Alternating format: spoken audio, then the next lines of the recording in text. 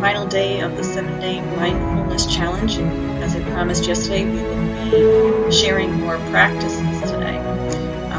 So here's what we're going to talk about: rising up and tuning in, some habit changers, getting up and dancing. And I want to give that one to my friend Diana, who loves to get up and dance. Taking control of your tech habits and revisiting lifestyles thankless tasks.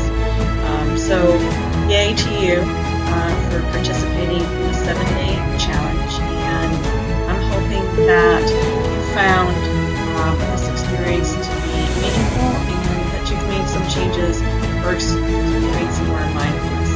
So stand up and tune in. Doing a short, powerful yoga pose when you wake up in the morning. It will help your body awaken. So you can do this in your bedroom, in your kitchen, before you shower, after you shower, at any time during the day, probably at work, as long as you're not in its way. So basically stand, feet hip width apart, head straight, kind of move around a little bit, and then begin. Notice how you're feeling. Are you tired? Are you sluggish? Are you in pain? Are you hungry? Are you miserable? And again, take a few deep breaths.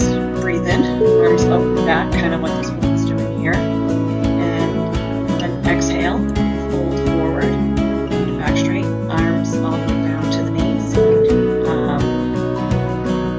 And then breathe in and come up to the prayer pose. Hold that for a few seconds. Start all over again.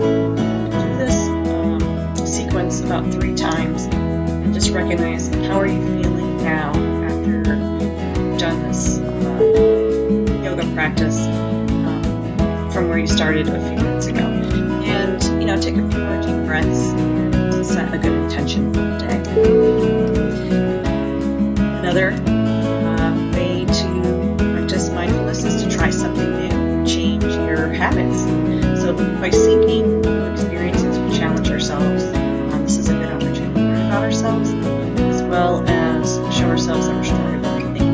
Not everything can be a physical activity, but it can be like, it might be something as simple as a cultural activity, a restaurant, new food, some spice, trying a recipe. It's really about just something new and different, getting out of our routines and habits. Even taking a different drive home or a different route path. Starting a conversation with somebody new, just listening and learning about them.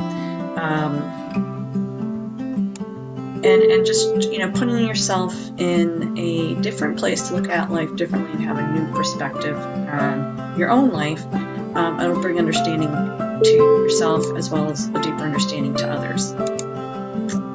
Getting up and dance. I mentioned my friend Diana's name here. That's what she does as a feel-good go-to practice.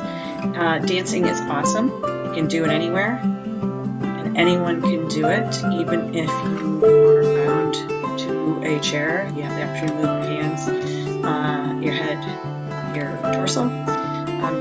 It incorporates all different functions in your brain. And when you look at when people are dancing, they'll have kinesthetic, activated, musical, rational, and emotional, and obviously creativity. And it is a awesome form of self-expression. Dancing reduces stress and it helps you feel good. Another suggestion would be taking control of your tech habits. We are on information overload. We are attached to our devices and they are a constant distraction. This is really a bad habit. People think, working 24/7, I'm multitasking. These are not good things for health and well-being. So setting for your own tech habits, when you check email, when you go on Facebook, when you watch and view videos, also setting limits with your kids and some rules for the house, like no phones at the table, no phones in the bedroom, no phones after a certain hour, or technology, especially with the blue light that emits. It's really distracting and disturbing to your body's ability to relax and get quality sleep. And then think about, what you're doing. So if you're with your family out to a restaurant, all of a sudden your phone dings and you go and you look at it, you're not being present in the moment. So making sure that you set some rules and restrictions so that you can be in the moment and appreciating what you have. And this is going to sound like, oh my goodness, what the heck is she talking about? Just appreciating doing some of those thankless tasks like vacuuming, dusting, washing the dishes, folding the laundry. Often when we do this, we're checked out, annoyed, aggravated, not enjoying it. If you can be in the moment and thinking about what you're thinking, so maybe you're appreciating how you wind up with the edges of the sheets so that it's nice and neat like that. Or when you're washing the dishes, seeing the iridescence bubbles in the sink.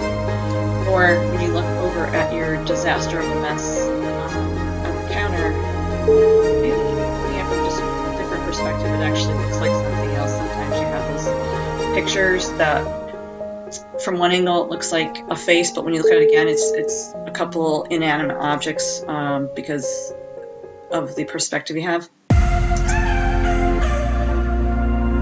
When you finish, look back and appreciate the job well done. Pat yourself on the back for the ability to provide and care for yourself at home and that you have this opportunity. Clean clothes, clean dishes, that kind of happen. So again, changing your perspective helps change your mindset, change your mood, and all these things help us to happier, healthier life. And again, I want to thank you for participating in the Eat, Love, Laugh 7-Day Mindfulness Challenge. I hope you enjoyed it. If you liked it, share it. Invite others to follow this page. And I enjoyed being part of your lives this week. Have a great day.